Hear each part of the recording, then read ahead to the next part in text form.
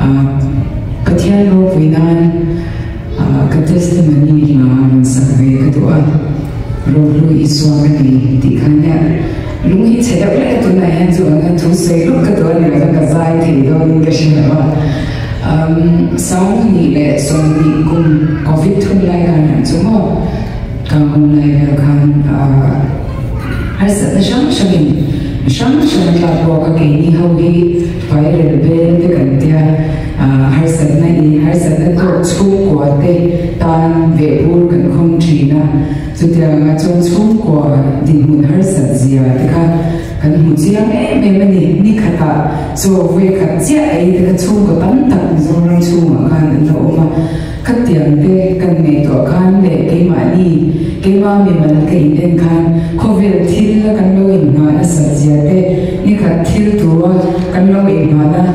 noi bawa an oma ti the kan ne lo zia te kan mu kan in ma dang le hi kan lo ne lo ro du iswa kan ne lo chwa ni he covid in ma lo me lo ni a har sat na te lung ngai na te kan su ma anin kan tuar thiam lo wa a chezo alung hoi zongin kan tuara ama ro chu he la hianin